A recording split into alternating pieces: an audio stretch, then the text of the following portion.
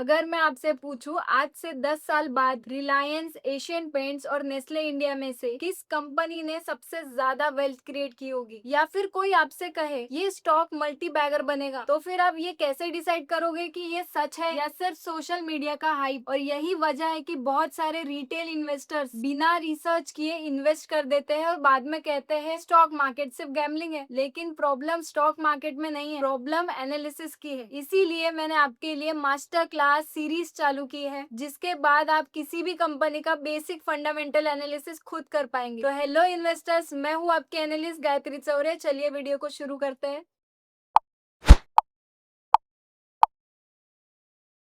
देखिए, ये video normal नहीं होगा, ये कंप्लीट फंडामेंटल मास्टर क्लास जैसा होगा और हर एपिसोड पिछले एपिसोड से कनेक्टेड होगा। अगर आपने एपिसोड स्किप कर दिया तो आगे के जो चैप्टर्स या फिर एपिसोड्स होंगे वो समझना मुश्किल हो जाएगा। इसीलिए मेरी रिक्वेस्ट है आपसे कि इस सीरीज को सीक्वेंस में देखिए और सीरीज कंप्लीट होने के बाद आप किसी भी कंपनी का बेसिक एनालिसिस खुद कर पाएंगे। और साथ ही में हम नोट्स बनाएंगे, तो पेन और पेपर साथ में रखना। सबसे पहले हम कंपनी सिलेक्शन देखेंगे। चलिए, प्रैक्टिस के लिए हम एशियन पेंट्स को चूज करते हैं। अब रीजन मेरा एशियन पेंट्स ही चूज करने का क्यों था, हम सभी ने कभी ना कभी तो एशियन पेंट्स का नाम सुना ही है। और इन्वेस्टिंग का पहला रूल है, कभी भी नंबर से एनालिसिस शुरू मत कीजिए, क्योंकि सबसे पहले बिजनेस को समझना होता है। कंपनी क्या बनाती है, कंपनी पैसा कैसे कमाती है, कंपनी में कौन कौन से कस्टमर्स है, और फ्यूचर में डिमांड बढ़ सकती है या नहीं बढ़ सकती, ये सब हमें समझना पड़ता है। अगर बिजनेस समझ गए तो आधा एनालिसिस वही कंप्लीट हो जाता है। अब चलिए पहला मैट्रिक समझते हैं, मार्केट कैपिटलाइजेशन। मार्केट कैप मतलब कंपनी के पास उतना पैसा है, ये बिल्कुल गलत चीज है। मार्केट कैप का सिंपल मतलब है, अगर आज किसी इन्वेस्टर को पूरी कंपनी खरीदनी हो तो अप्रोक्स कितना पैसा चाहिए होगा। चलिए फॉर्मूला से समझते हैं। मार्केट कैप का सिंपल फॉर्मूला है current share price into total outstanding shares. मान लीजिए एशियन पेंट्स का शेयर 3000 रुपीज पर ट्रेड कर रहा है, मतलब करंट प्राइस कितनी होगी, 3000 रुपीज। अब कंपनी के टोटल 100 करोड़ शेयर्स है, तो मार्केट कैप कितना हो जाएगा, 3 लाख करोड़। अब इसका मतलब ये नहीं है कि कंपनी के अकाउंट में 3 लाख करोड़ है, ये सिर्फ मार्केट वैल्यू होती है। मतलब एशियन पेंट्स की मार्केट वैल्यू है ये 3 लाख करोड़। तो इसी मार्केट वैल्यू के बेसिस पर कंपनीज को क्लासिफाई किया जाता है लार्ज कैप, मिड कैप और स्मॉल कैप्स में। मार्केट कैप कंपनी का साइज बताती है, कंपनी सस्ती है या महंगी है वो नहीं बताती। Are you getting my point. अब स्टेप 2 देखते हैं, ईपीएस यानी अर्निंग पर शेयर। इसमें मान लीजिए एक बेकरी है, उस बेकरी ने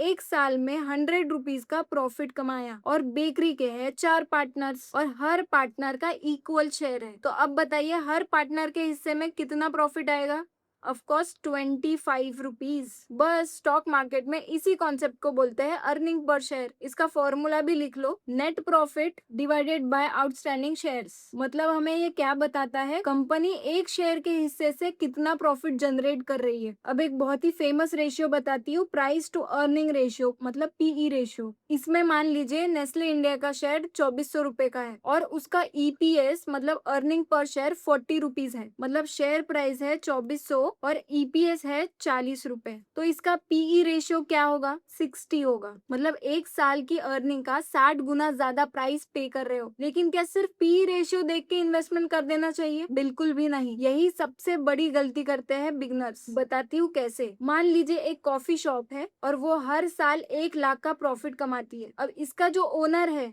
वो बोलता है इस कॉफी शॉप को खरीदने के लिए 60 लाख रुपए लगेंगे। अब आप सोचिए क्या आप बिना सोचे 60 लाख रुपीज दे दोगे, शायद नहीं। अब मान लीजिए वही शॉप, वही कॉफी शॉप हर साल 30% के ग्रोथ से ग्रो कर रही है, कस्टमर्स बढ़ रहे हैं, नए ब्रांचेस ओपन हो रहे हैं, अब शायद आप खरीदने के लिए रेडी हो। तो स्टॉक मार्केट भी इसी लॉजिक से चलता है, समझ में आ रहा है। बहुत लोग बोलते हैं हाई पी मतलब ओवर वैल्यूड स्टॉक, ये हर बार सही नहीं होता। अगर कंपनी का फ्यूचर ग्रोथ स्ट्रॉन्ग है तो इन्वेस्टर्स उसके लिए प्रीमियम भी पे करते हैं। इसी वजह से क्या होता है, कुछ कंपनी सालों तक हाई पी पर भी ट्रेड करती है। इसीलिए पी रेशियो को अकेला मत देखिए। अब आते हैं इंपॉर्टेंट कॉन्सेप्ट पर, हिस्टोरिकल पीई। मान लीजिए किसी कंपनी का एवरेज पीई पिछले 5 सालों में 30 से 35 के बीच में था और आज वो 60 पीई पर ट्रेड कर रहा है। तो सवाल तो उठेगा, मार्केट इतना प्रीमियम क्यों दे रहा है? इसका आंसर हमें कंपनी के ग्रोथ में मिलेगा। अब कंपनी का प्रॉफिट भी तो देखना होता है। 1 year profit growth, 3 year CAGR, 5 year CAGR। अगर हर साल कंपनी की ग्रोथ इंप्रूव हो रही है तो मार्केट नेचुरली उसको हायर वैल्यूएशन दे सकता है, क्योंकि इन्वेस्टर्स फ्यूचर अर्निंग्स के लिए प्रीमियम पे करते हैं। लेकिन अगर हर ग्रोथ वही है और पीई डबल हो गया तो आपको और एनालिसिस करनी चाहिए। अब जैसे मानिए एक कंपनी का हिस्टोरिकल पीई 45 था और आज वो 35 पर ट्रेड कर रहा है। साथ ही उसकी सेल्स ग्रोथ इंप्रूव हुई है, प्रॉफिट ग्रोथ भी इंप्रूव हुई है, ROE भी इंप्रूव हुआ है। तो अब क्या इसका मतलब शेयर खरीद लेना चाहिए? नहीं, लेकिन ये कंपनी मेरे वॉच लिस्ट में जरूर आ जाएगी, क्योंकि वैल्यूएशन हिस्ट्री के कंपैरिजन में अट्रैक्टिव लग रही है। और यही फंडामेंटल एनालिसिस का पहला स्टेप है, फिल्टरिंग करना। अभी जो भी हमने किया ये फिल्टर कर रहे थे। एक और इंटरेस्टिंग चीज याद आई। अब मान लीजिए आपके पास 5 लाख करोड़ है। सोचने में क्या जा रहा? अब आपको चूज करना है एक लीडिंग पेंट कंपनी, एक IT कंपनी या फिर एक प्राइवेट बैंक। अब किस बिजनेस का ओनर बनना पसंद करोगे, मुझे बताइए। यही सोच एक इन्वेस्टर को डेवलप करनी चाहिए, क्योंकि हम शेयर्स नहीं बिजनेस का हिस्सा खरीदते हैं।